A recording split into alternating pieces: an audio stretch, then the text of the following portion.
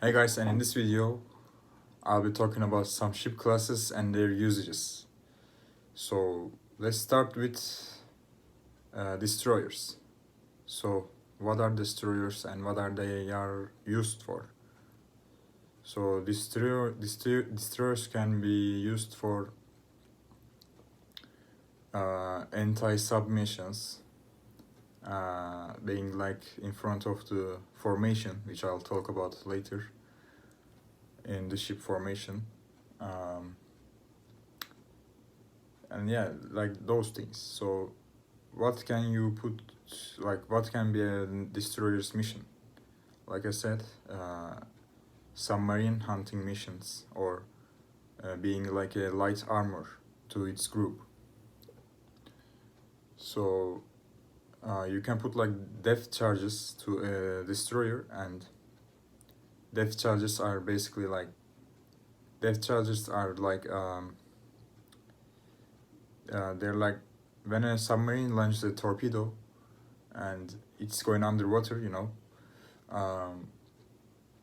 to counter that attack, a destroyer can deploy its depth charges. So the torpedo hits that instead of the ship. And some torpedoes can be very like can deal a lot of damage. So destroyers are actually very important in a navy. So next up on the list, I want to talk about submarines. So submarines, I think they are mainly used for convoy raiding. So convoy raiding is like, let's say a country is in a war with another country, and the enemy country is trading, and let's say they're receiving guns through sea, through cargo ships, and you intercept those cargo ships with your submarines, and that's called convoy raiding.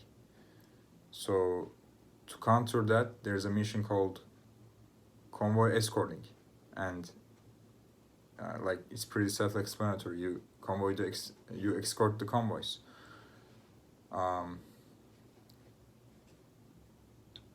Yeah, submarines have torpedoes for their main weapons, and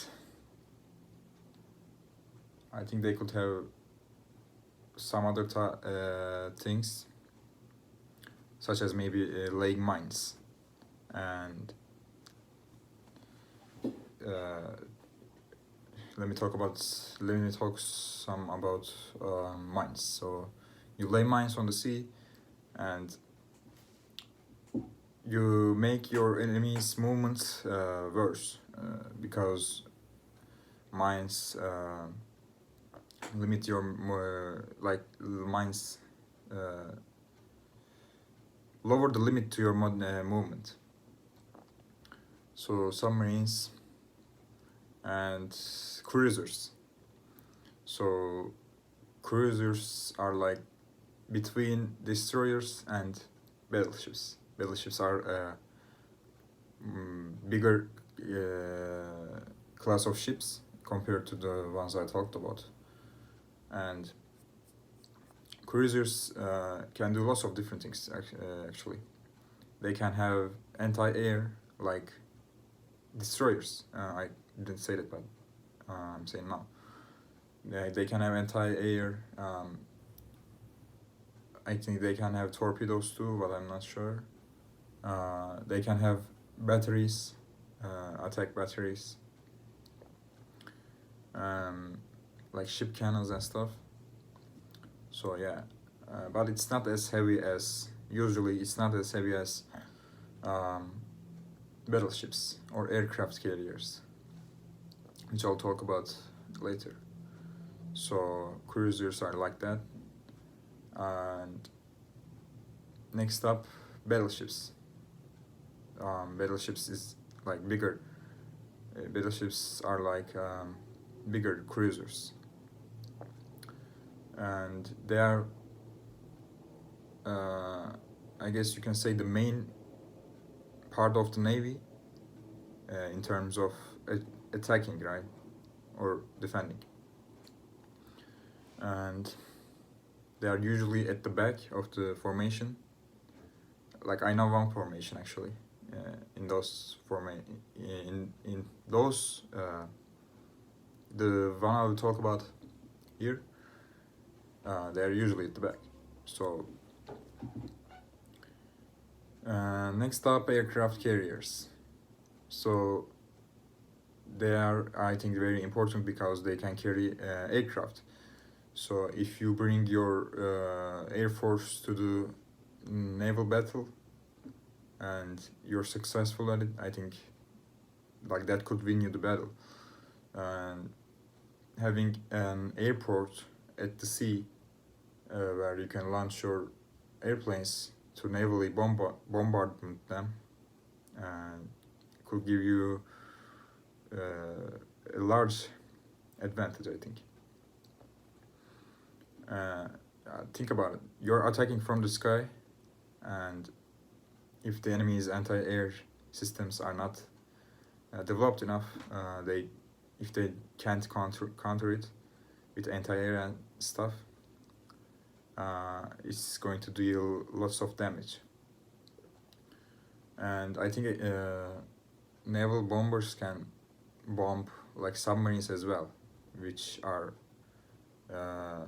like submarines can go underwater, and if you can bomb a submarine, yeah, that's very good.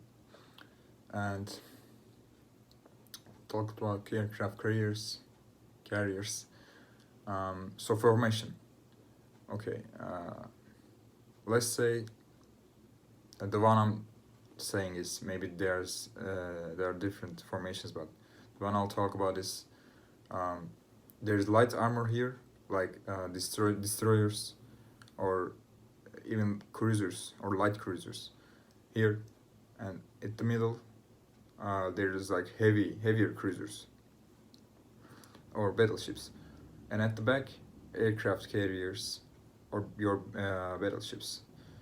And the way that works is let's say this is the enemy and this is you, and you have your destroyers up front or light armor, and if they send like torpedoes, your destroyers can counter them before your torpedoes reach your main fleet. In the case of attack by main fleet, like in a convoy raiding, your main fleet is going to be submarines, right? But the case I'm talking about is attack and defense. Like with submarines, you are not usually going to be fighting larger enemy fleet. With submarines, you can fight. In some cases, you're going to fight convoys, which they don't usually fight. It's like you just attack them. Maybe they won't even realize it. And let me think about some. And I think, like I said, I think airplanes are so important in battles. It's not an exception for naval battles too. And yeah, attacking from the sky helps a lot if you're successful at it. So those were the things I want to talk about, and thanks for watching. Subscribe if you want to. Bye.